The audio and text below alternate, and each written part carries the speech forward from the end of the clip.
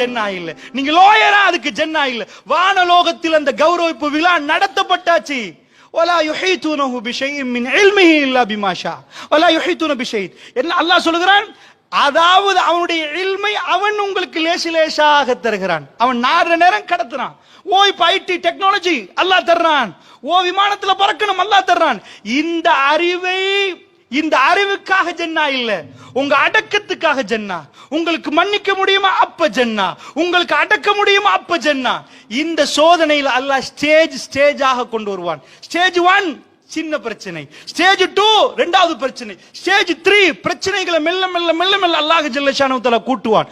கூட்டி விட்டு அந்த கல்பை சரிப்படுத்தினதுக்கு பிறகு அந்த கல்பு உடையும். அதாவது இப்போ சின்ன சின்ன விஷயத்துக்கு எல்லாம் கண்ணீர் வடிச்சு துடிச்சு போகிற கல்வி ஸ்ட்ரென்த்தாக நிக்க ஆரம்பிக்கும்.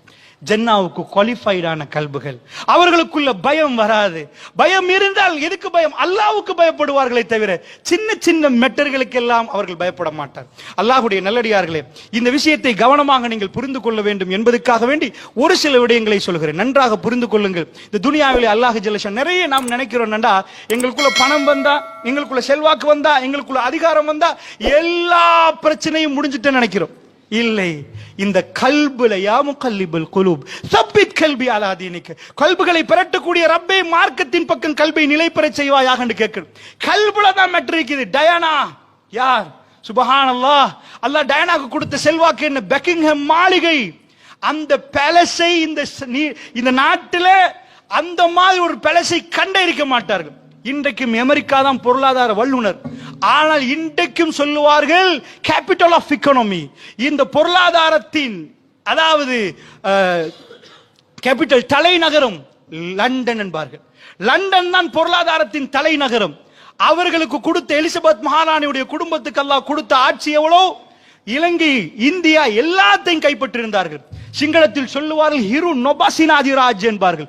சூரியன் மறையாத ஒரு பெரும் பலவந்தமான ஒரு சாம்ராஜ்யத்தை அல்லாஹ் கொடுத்திருந்தான்.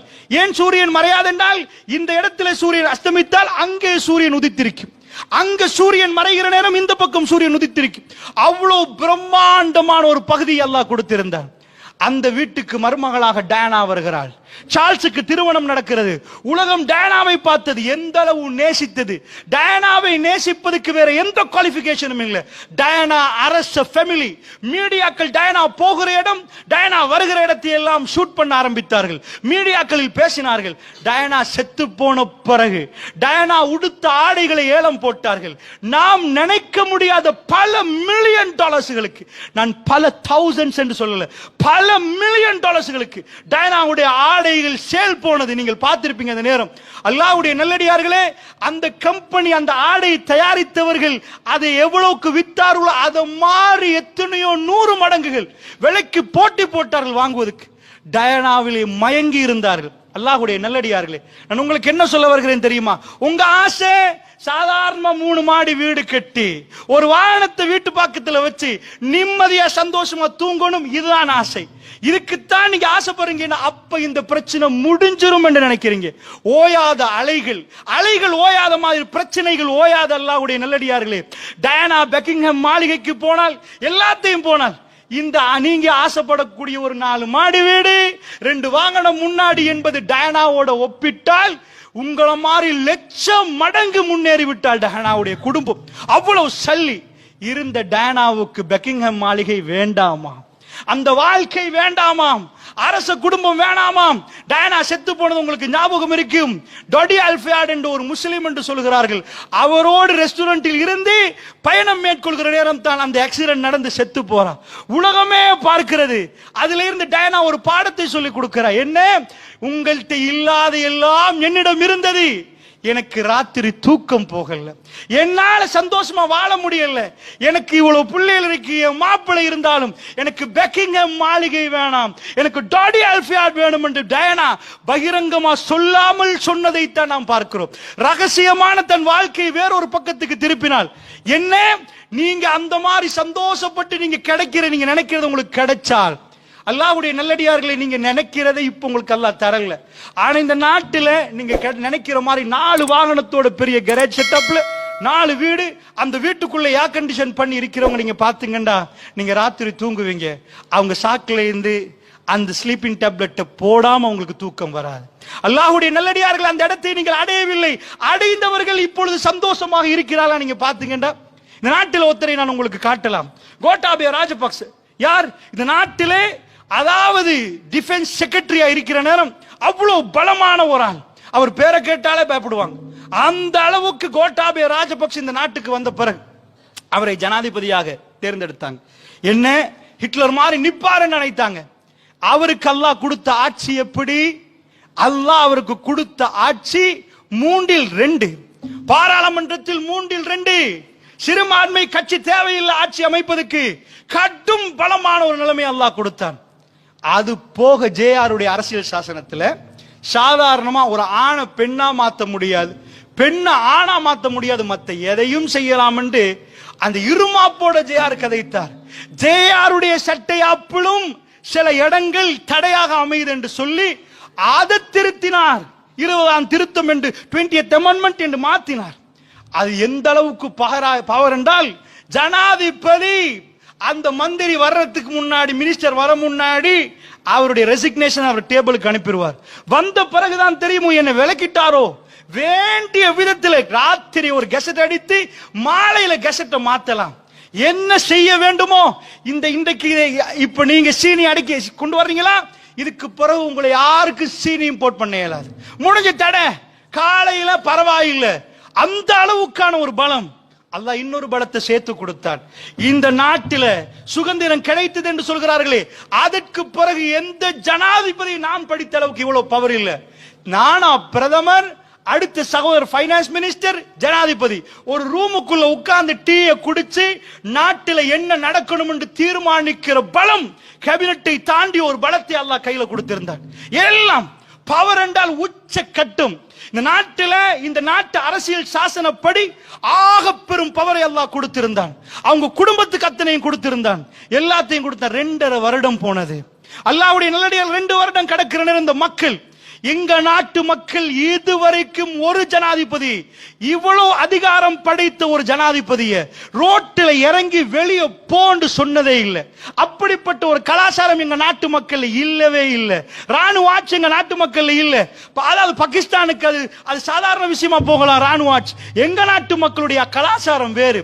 இறங்கினார்கள் பாதையிலே, வெளியே போன்றார்கள். வாப்பா தன் பிள்ளையை நன்றாக வளர்த்து விட்டு ஒரு நாள் கதவை திறந்து காலால் உதைந்து கெட் அவுட் என்று சொன்னால் அந்த பிள்ளைக்கு எப்படி இருக்கும், வாப்பாவுக்கு எப்படி இருக்கும்? இந்த நாட்டு மக்கள் கெட் அவுட் என்றார்கள், வெளியே போன்றார்கள். ஆக பெரும் அதிகாரம் படைத்தவர், இந்த நாட்டு அரசியல் சாசனத்தின் உச்ச திருத்தத்தை செய்தவர். 19ஆம் திருத்தத்தை கொண்டு வந்து மைத்திரிபால மாற்றியதை திரும்ப மாற்றினார். எல்லாத்தையும் மாற்றி சர்வாதிகாரியாக வந்து நிக்கணும் என்று ஆசைப்பட்டார். அல்லாஹ்வுடைய நல்லடியார்களே, இறைவனுக்கு அது சுலபம். மாலிகுல் முல்க் துஅத்தில் முல்க மன் தஷா வ தன்ஸிஉல் முல்க மிம்மன் தஷா வ துஇது மன் தஷா வ துஸில்லு மன் தஷா பியதிஹல் கைர். அல்லாஹ் நாடியவர்களுக்கு இஸ்ஸத்தை கொடுப்பான், கண்ணியத்தை. நாடியவர்கள்ட்ட இருந்து பறிப்பான். நாடியவர்களுக்கு ஆட்சியை கொடுப்பான், நாடியவர்கள்ட்ட இருந்து பறிப்பான். என்ன ஆச்சு? அவ்வளவு பலம், அவ்வளவு ராணுவத்தை மெயின்டைன் பண்ணவர் ஓடினார். அவருடைய அரண்மனையை விட்டு ஓடினார். உலகம் முழுக்க விசா கேட்டார். எல்லோரும் இல்லை என்றார்கள். பக்கத்து சின்ன நாடு பயந்து ஓடினார். அங்கிருந்து வீடியோ வந்தது. ஆக கூடுதலான பிளைட்டுகளை போகக்கூடிய பிளைட்டுகள் அந்த நேரத்தில் ட்ராக் பண்ணப்பட்ட பிளைட்ல இந்த நாட்டு ஜனாதிபதி எந்த பிளைட்ல போறார், மால்டீவ்ஸ்ல இருந்து எப்ப சிங்கப்பூருக்கு போறார், எல்லாத்தையும் அவதானித்தார்கள். பயந்து போனார். ஒரு இடத்தில் ஒரு வீடு, அதாவது ஹோட்டலுக்கு பே பண்ணினார். வெளியே வர வேண்டாம் என்றார்கள். 1 மாத காலம் ரொம்ப பயங்கரமான ஒரு பயத்தை அனுபவித்தார். அல்லாஹ்வுடைய நல்லடியார்களே, நான் கேட்கிறேன், நீங்கள் உங்கள் கையிலே வைத்திருக்கிற சொத்தை நீங்கள் கணக்கு போட்டால், அல்லது நீங்கள் கற்பனை பண்ணி அந்த சொத்தை நீங்கள் கணக்கு போட்டால், இதே போன்று பல ஆயிரம் மடங்கள்ல பல லட்சம் மடங்கு சொத்து அவருடைய கசானாவில் இருக்கலாம். அவருடைய கசானாவில் இருக்கலாம். கல்பு துண்டானது, கல்பு துடித்தது. அவர்களுக்கு என்ன ஆகும் என்று எல்லோரும் பார்த்தார்கள். கொஞ்சமும் ஈவரக்கம் காட்டவில்லை. இவர்கள் துரோகிகள் என்று மக்கள் பேசினார்கள். அல்லாஹ்வுடைய நல்லடியார்களே, நான் உங்களுக்கு என்ன சொல்ல வருகிறேன் தெரியுமா? இவர்கள் தான் சந்தோஷமாக இருக்கணும். டயனா தான் இந்த கல்புல பிரச்சனை இல்லப்பா, நீங்க என்ன பொருளாதாரத்தை நினைக்கிறீங்களோ இந்த பொருளாதாரம் உங்களுக்கு அமைதியை தரும் என்று நீங்கள் நினைத்தால் இந்த உலகத்தில் மிகவும் சந்தோஷமாக டயானா இருக்கணும், மிகவும் சந்தோஷமாக கோட்டாபி இருந்திருக்கணும். அல்லாஹ் எப்படி மாத்தினான் பாத்தீங்களா? அவன் தான் செய்கிறான் என்பதை காட்ட பாராளுமன்ற வரலாறிலே இதுவரைக்கும் பலகீனமான மனிதர் நம்ம நாட்டு ஜனாதிபதி ரணில் விக்ரமசிங்க. ரொம்ப பலகீனமான மனிதர். 10 மாதம் எடுத்தது அந்த சீட்டுக்கு போனஸ் சீட். முழு கட்சியும் வரலாறில் முதல் தடவை தோல்வி. ஒரு சீட் இல்லாத அளவுக்கு தோல்வி. பிச்சை போட்டப்பட்ட போனஸ் சீட்டில் வந்து அமருகிறார். அதுக்கு நிறைய டிஸ்கஷனுக்கு பிறகு வந்து அமருகிறார். அவருடைய டேலண்ட் இல்லை என்று அல்லாஹ் காட்டி விட்டார். அமர்ந்ததுக்கு பிறகு அவருக்கு கை தூக்குவதற்கு யாருமே பக்கத்தில் இல்லாத நேரம் அவர்தான் ஒரே நபர். சிறுபான்மை கட்சிகளை தாண்டி ஒரே ஒரு நபர், ஒரு கட்சியின் ஒரு நபர் அமர்ந்திருக்கிறார். அந்த நபர் தான் பாராளுமன்ற வரலாறில் பலமான கட்சிக்கு கிடைத்த பலகீனமான ஆசனம். அந்த பலகீனமான ஆசனத்தை கொண்டு வந்து பலமான சீட்டில் இறைவன் உட்கார வைக்கிறான். பலமான மனிதனை கொண்டு போய் வீட்டிலே அடைக்கிறான். இந்த அரசியல் சாசனத்தை அப்பால் கொண்டு வந்து காட்டுகிறான். என்னால் முடியும் அத்தனையும் செய்ய. நீங்கள் எந்த அறிவை வைத்தாலும் அவருடைய அறிவால் தான் அவர் ஜனாதிபதி ஆகினார் என்று பலர்கள் பேசுகிறார்கள்.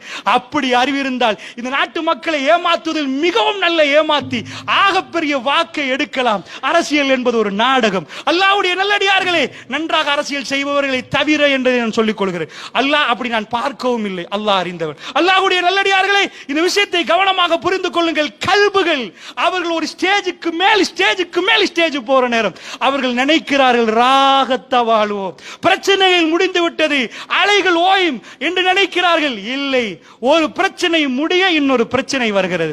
அல்லாஹ் இதுக்கு பயன்படுத்தக்கூடிய வாசகம் என்னென்றா குர்ஆன்ல அஸாப். அஸாப் என்றால் அதாவது முசீபா என்ற வேர்ட்.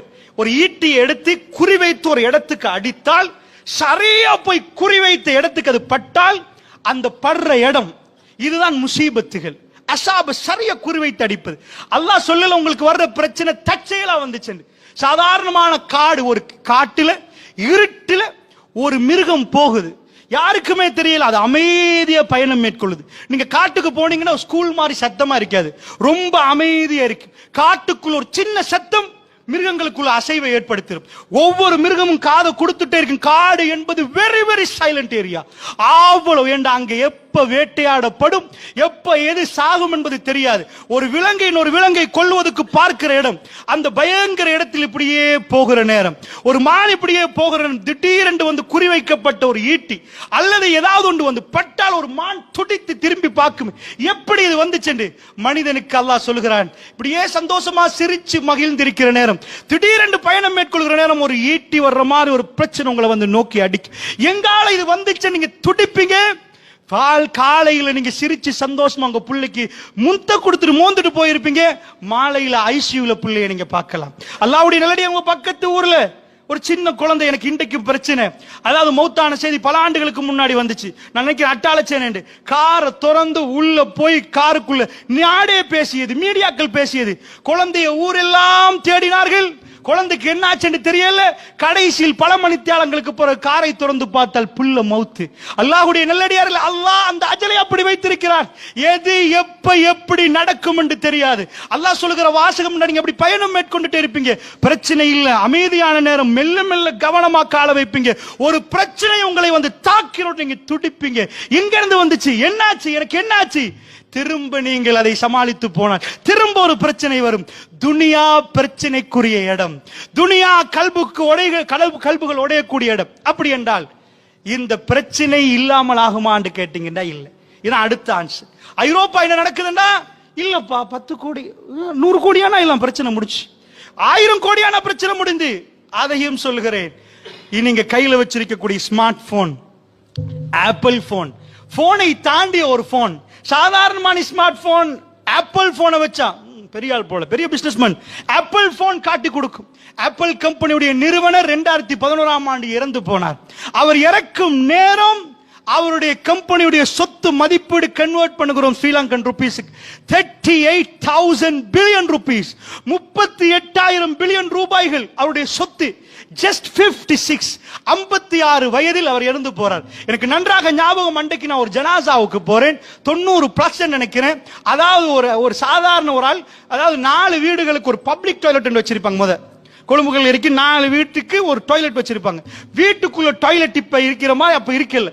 அந்த டாய்லெட்டுக்கு போற ஒரு ஆள் 2011ஆம் ஆண்டு அவன் சாகிற நேரம் இவர் இறந்து போகிறார். அல்லாஹ் எனக்கு ஒரு கேள்வி கேட்ட மாதிரி இருந்துச்சு. 56 வயது ஸ்டீவ் ஜாப்ஸை பத்தி ஒவ்வொரு ஆண்டும் மீடியாக்களுடைய போட்டோ எடுத்து போடுவாங்க.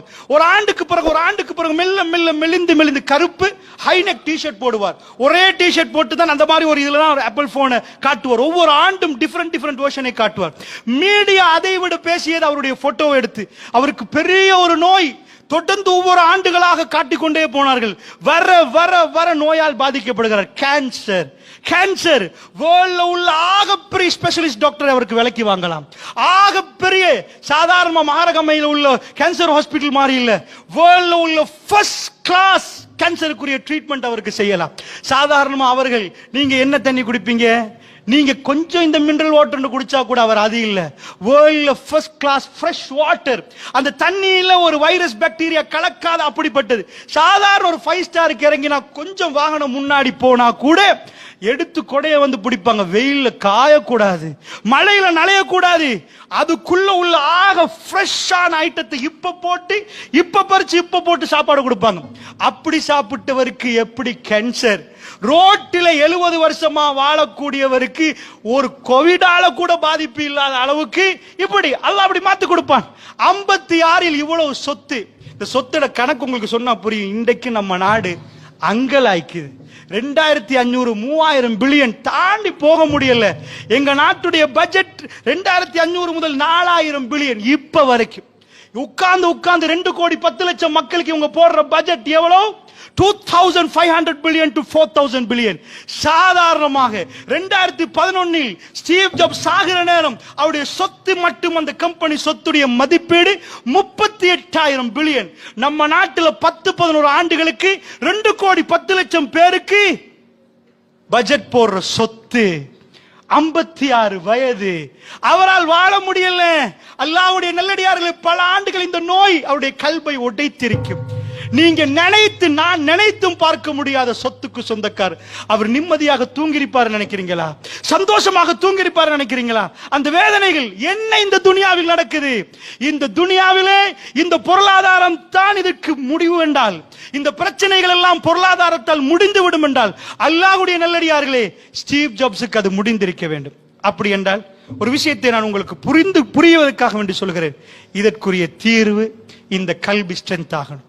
எதனாலும் அதிகாரத்தாலே இயலாதுன்னு நான் உங்களுக்கு காட்டிட்டேன். கோட்டாபே ஆணவத்தாலே இயலாது, பணத்தாலே இயலாது, செல்வாக்காலே இயலாது. டயனாவை நான் காட்டிட்டேன் உங்களுக்கு. அல்லாஹ்வுடைய நல்லடியார்கள் இப்படி பல உதாரணங்களை காட்டினேன்.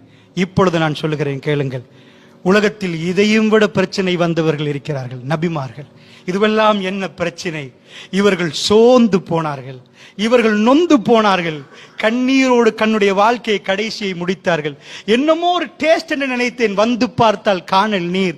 இங்கெல்லப்பா அங்கண்டு காட்டினார். அங்க போய் பார்த்தார், அங்கேயுமே அந்த சந்தோஷம் இல்லை.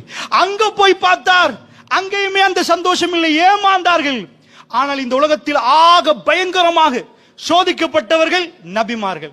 அவர்களுடைய வாழ்க்கையை நீங்கள் திரும்பி பார்த்தால் அவர்கள் இப்படி துடிக்கவே இல்லை. பிரச்சனைக்கு மேல் பிரச்சனை. நாயகம் ஸல்லல்லாஹு அலைஹி வஸல்லம், நான் உங்களிடம் கேட்கிறேன், ஒரு குழந்தை மௌத்தான உங்களுக்கு எப்படி இருக்கும்? உங்க புள்ள மௌத்தான எப்படி இருக்கும்? செல்லமா, பாசமா, அழகா, அன்பா பேசின புள்ள. பெருமானார் ஸல்லல்லாஹு அலைஹி வஸல்லம் அவருடைய மகன் மௌத்தாகிறார். ரசூலுல்லாஹ்வுடைய 2 ஆம்பளை புள்ள, 4 பொம்பளை புள்ள. பெருமானுடைய ஆண் வாரிசு இறந்து இல்லாம போகுது. பிறகு ஒரு ஆம்பளை புள்ள கிடைக்குது. மதீனால 7 பிள்ளைகள். ரசூல் ஸல்லல்லாஹு அலைஹி வஸல்லம் கவலையில் இருப்பாங்க. ஒரு புள்ள மௌத்தானா, செல்லம்மா பேசி வீட்டுக்கு வந்த என்ன, வாப்பாண்டு ஓடி வந்த புள்ள, ஊட்டி விட்ட புள்ள, ராத்திரிக்கு அன்பா பேசுற புள்ள இறந்த பிறகு பெருமானாருக்கு சாதாரண இறப்பு நடக்கல. புள்ளைய மௌத்தானா கவலை. 4 பேர் வந்து, பாய் கவலைப்படாதீங்க, சந்தோஷமா இருங்க, ஒரு பிரச்சனை இல்லை, அல்லாஹ் தருவான், கவலைப்படாதீங்க, அல்லாஹ் இதை விட சிறந்து தருவான். இப்படித்தான் உங்களுக்கு ஆறுதல் சொல்லுவார்கள்.